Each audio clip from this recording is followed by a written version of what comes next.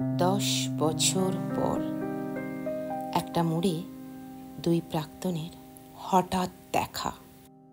আমাকে দেখে অবাক হওনি?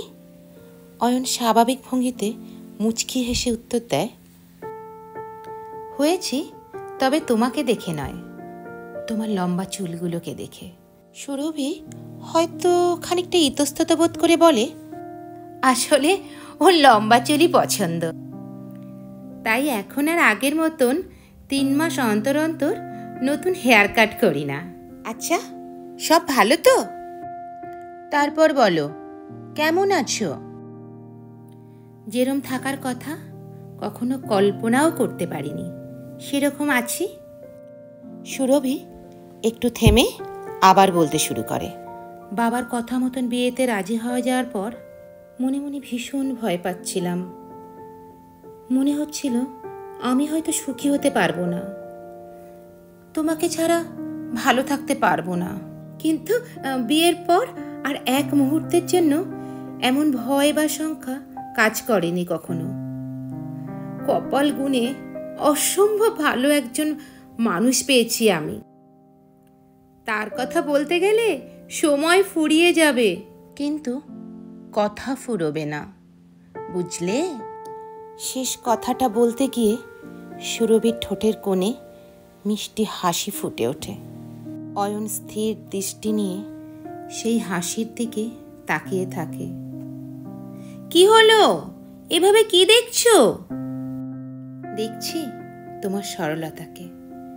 এমন করে অবলীলায় কেউ তার প্রাক্তনের সামনে নিজের হাজব্যান্ডের গুণাগুণ করতে পারে বলে জানা ছিল না।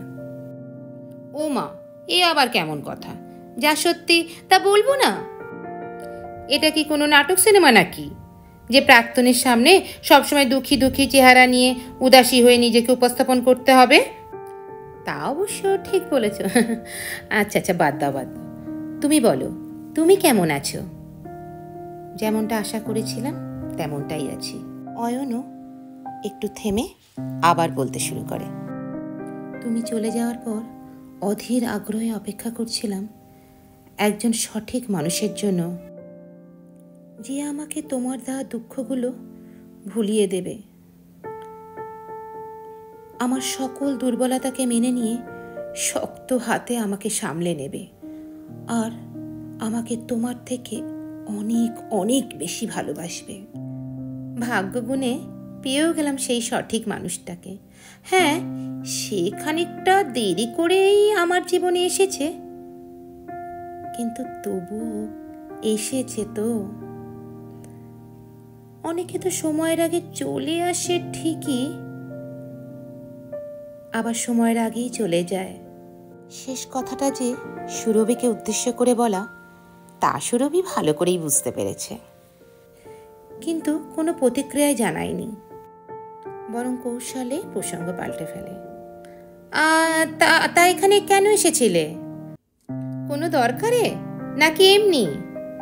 জুঁই ফুলের মালা কিনতে এসেছিলাম। বউয়ের হুকুম, প্রতিদিন অফিস থেকে ফেরার সময় তার জন্য একটা করে জুঁই ফুলের মালা নিয়ে যেতে হবে। বিয়ের পর থেকে এভাবেই চলছে আর কি। ও আচ্ছা, তা কিনেছো জুঁই ফুলের মালা? না, যে বাচ্চা মেয়েটা মালা বিক্রি করে আজ ওকে দেখতে পাচ্ছি না, দেখি অন্য কোথাও পাই কিনা। কিন্তু তুমি কেন এসেছো? মালাই চা খেতে এসেছিলাম। একা একা? আরে না, ভেবেছিলাম এখানে এসে ওকে কল করে বলবো অফিস থেকে ছুটি নিয়ে চলে আসতে। প্রায় করি এমন, কিন্তু আজ তো তোমার সাথে কথা বলতে বলতে দেরি হয়ে গেল। হ্যাঁ, আমারও দেরি হয়ে যাচ্ছে। অফিস থেকে তাড়াতাড়ি বের হলাম যাতে তাড়াতাড়ি বাড়ি ফিরতে পারি। তার হলো কই, আর দাঁড়ালে কিন্তু খুব দেরি হয়ে যাবে। এবার আমি আসছি। হ্যাঁ হ্যাঁ, এসো। খানিকক্ষণের মধ্যে একে অপরের কাছ থেকে বিদায় নিয়ে যে যার পথে হাঁটা শুরু করলো।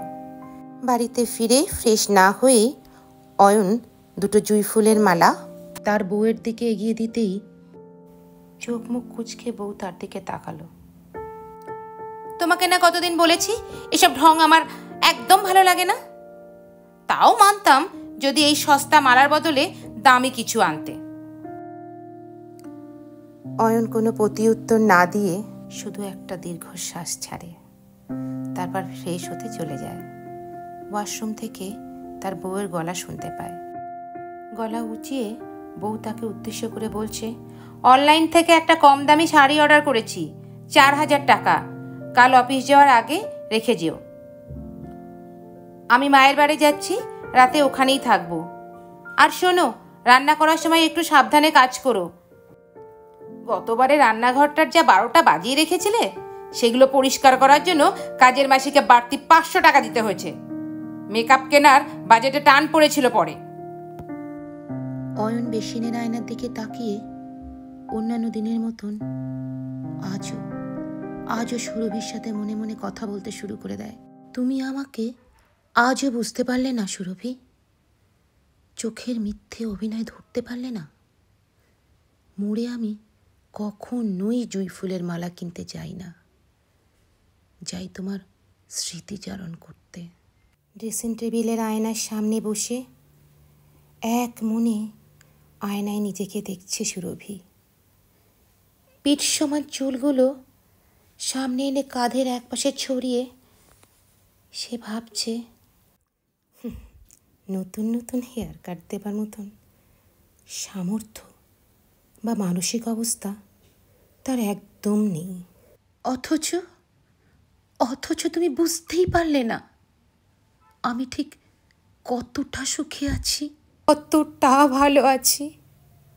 সে আমার লম্বা চুল পছন্দ করে না, সে তো আমাকে ভালোই বাসে না।